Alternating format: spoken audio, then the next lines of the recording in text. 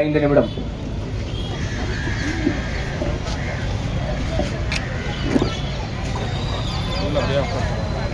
பாலஸ்தீன விடுதலை பேரணி முன்னெடுத்திருக்கக்கூடிய இந்த பாலஸ்தீன ஆதரவு பேரணி மற்றும் இந்த பொதுக்கூட்டத்திற்கு மிக சிறப்பாக நடத்தி கொண்டிருக்கக்கூடிய இந்த நிகழ்வை சோசியல் டெமோக்ராட்டிக் பார்ட்டி ஆஃப் இந்தியாவின் சார்பாக நாங்கள் வாழ்த்துகிறோம், நன்றி செலுத்துகிறோம். அன்பானவர்களே, பாலஸ்தீனம் இஸ்ரேலுடைய போர் என்பது ஏறத்தாழ ஒரு 75 ஆண்டு காலத்திற்கு மேலாக இருக்கக்கூடிய ஒரு மிகப்பெரிய ஒரு சூழ்ச்சி வலை. உங்களுக்கு தெரியுமா, 1947 இந்தியாவுக்கு சுதந்திரம் கிடைக்கிறது. ஆனால் பாலஸ்தீனத்திற்கு சுதந்திரம் போகிறது. 1947 பிரிட்டன் கீழே இருக்கக்கூடிய இந்த பாலஸ்தீன நாடை பிரித்து கொடுக்கப்படுகிறது. யாருக்கு என்று சொன்னால், இந்த இஸ்ரேல் என்று சொல்லக்கூடிய இந்த கொலைகார பாதகனுக்கு பிரித்து கொடுக்கப்படுகிறது. எவ்வளவுன்னு பாத்தீங்கன்னா, ஏறத்தாழ 56% நிலப்பரப்புகளை பிரித்து கொடுக்கப்படுகிறது. எவ்வளவு பெரிய ஒரு அநியாயம்!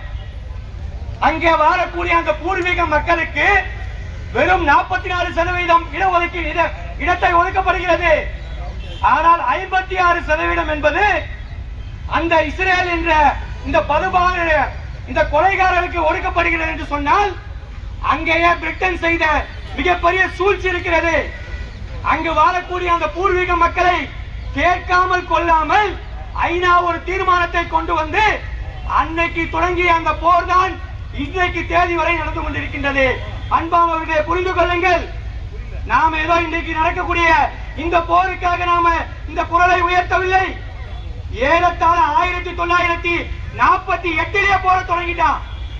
இஸ்ரேல் பலஸ்தீன மக்களை அழித்து கொன்றொழிக்கக்கூடிய போராட்டத்தை 1948 தொடங்கிட்டான். 6 நாள் போராட்டம் என்று செய்து லட்சக்கணக்கான மக்களை கொன்று குவித்து ஏறத்தாழ 88% ஒட்டுமொத்த பாலஸ்தீனத்துடைய இடத்தை இஸ்ரேல் இடமாக ஆக்கிரமித்துக் கொண்டார். இஸ்ரேல் இடமாக 88% வைத்துக் கொண்டு இன்றைக்கு மீதமுள்ள அந்த 12% ஆக்கிரமிக்கக்கூடிய வேலையில் தான் இந்த இஸ்ரேல் கொண்ட இந்த நாடு இறங்கி இருக்கு. என்ன செய்யலாம்? வெறும் 7 கிலோமீட்டர் அகலம், 45 கிலோமீட்டர் நீளம் இருக்கக்கூடிய ஒரு சின்ன பகுதி காசா. அந்த காசால 25 லட்சம் மக்கள். இந்த சென்னையை விட சிறுசுங்க. இந்த சென்னையை விட சென்னை எவ்வளவு அடர்த்தியா இருக்கு, மக்கள் எவ்வளவு அடர்த்தியா வாழ்வான் என்று பாருங்கள். 25 லட்சம் மக்கள் அந்த காசாவுடைய சின்ன பகுதியில் வாழ்றான். அவர் மேல பாஸ்பரஸ் குண்டு வீசுறான், மருத்துவமனை மேல குண்டு வீசுறான். மக்களுக்கு உணவை தருவதில்லை, மருத்துவ உதவிகளை தருவதில்லை, சாப்பாடு போடாம அந்த மக்களை கொன்று குவிக்கிறான் என்று பார்த்தால் எவ்வளவு பெரிய கொடூரர்கள் இவர்கள். இவர்களுக்கு பின்னாடி இந்த அமெரிக்க பிரிட்டனுடைய இந்த ஏகாதிபத்தியம் ஒளிந்து நிற்கிறது. என்னங்க, போர் விதிமுறை என்று ஒன்று இல்லையா? இந்த ஐநா மன்றமும் உலக நாடுகளும் பார்த்து சிரித்துக் கொண்டிருக்கின்றதா? போர் விதிமுறை அல்ல. என்ன போர் விதிமுறை? பெண்களையும் குழந்தைகளையும் கொல்லக்கூடாது என்பதுதான் போர் விதிமுறை இல்லையா? என்ன செய்யறான்? லட்சக்கணக்கான குழந்தைகளை கொல்றான். என்ன சொல்றான் தெரியுமா?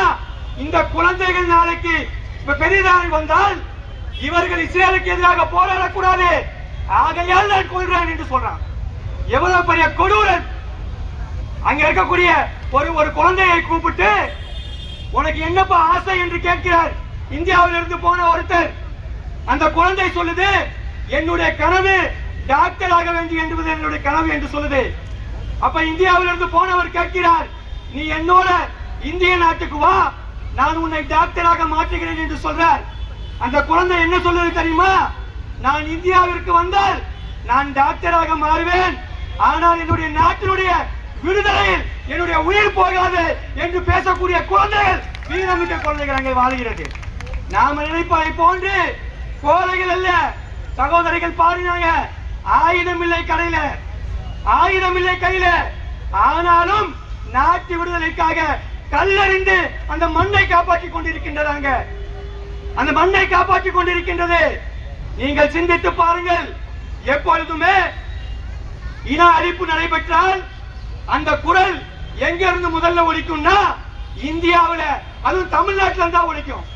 ஏனென்றால் இன அழிப்பை பொறுத்த வரைக்கும் அவருடைய வலியும் வேதனையும் யாருக்கு தெரியுதோ இல்லையோ தமிழர்களுக்கு தெரியும். தமிழர்களுக்கு இன அழிப்புடைய வேதனை தெரியும். ஏனென்றால் 1.5 லட்சம் மக்களை 3 நாளில் கொன்று குவித்த வரலாறுகள் இருக்குது. ஆகவே தான் நாங்கள் சொல்றோம், இன அழிப்பு நடைபெறுது இந்தியா, இன அழிப்பு நடைபெறுது இஸ்ரேல்ல. அந்த இன அழிப்பு, அந்த பாதகருக்கு இந்தியா துணை போகலாமா? 1947 பலஸ்தீன நாடை இதை பிரித்து கொடுத்த உடனே அண்ணல் மகாத்மா காந்தி சொன்னாரு, இது மிகப்பெரிய அநியாயம் என்று சொன்னார். அன்னைக்கு இருந்த பிரதமர் ஜவஹர்லால் நேரு சொன்னாரு, இது மிகப்பெரிய அநியாயம் என்று சொன்னார். அந்த அநியாயத்தை தாண்டி இன்னைக்கு இந்தியா இன்னைக்கு ஆதரித்துக் கொண்டிருக்கிறது என்று சொன்னால், இந்தியா என்பது இந்த சங்கி பசங்களுக்கு மட்டுமில்ல. இந்தியா சங்கி பசங்கள் தான். எங்களுடைய நாட்டில தேசத்திற்காக உயிரை கொடுத்து ரத்தத்தையும் வேர்வையும் சிந்தி இந்த நாட்டிற்காக விடுதலை வாங்கி தந்த எங்களுடைய மூதாதையருடைய எங்களுடைய தலைவர்களுடைய நாடு இந்த இந்தியா. நாங்கள் யார் இன அழிப்புக்கு உள்ளாக்கப்படுகிறார்களோ, யார் பாதிப்புக்கு உள்ளாக்கப்படுகிறார்களோ அவர்களோடு தான் எப்போதும் இந்திய மக்கள் நாங்கள் நிற்போம் என்பதை நீங்கள் புரிந்து கொள்ளுங்கள். இந்திய மக்கள் ஒருபோதும் இந்த சங்கிகளுடைய சங்கி கூட்டத்திற்கு பின்னால் இல்லை. பலஸ்தீனம் விடுதலை பெற வேண்டும். இந்த பலஸ்தீனம் என்ன தனி நாடு கேட்டு போராடுதா? எனக்கு தனி நாடு தாங்கள் என்று கேட்டு போராடுதா? அதை வெக்கம் கேட்டவங்களே தாய் நாடு கேட்டு போராடுறான். அவன் தாய் நாடு கேட்டு போராடுறான். எப்படி இந்திய விடுதலைக்காக இந்தியாவுடைய அத்தனை வீரர்களும் என்னுடைய நாட்டுடைய சுதந்திரம் முக்கியம், என்னுடைய நாட்டினுடைய சுதந்திரம் வேண்டும் என்று கேட்டு தாய் நாட்டுக்காக போராடினானோ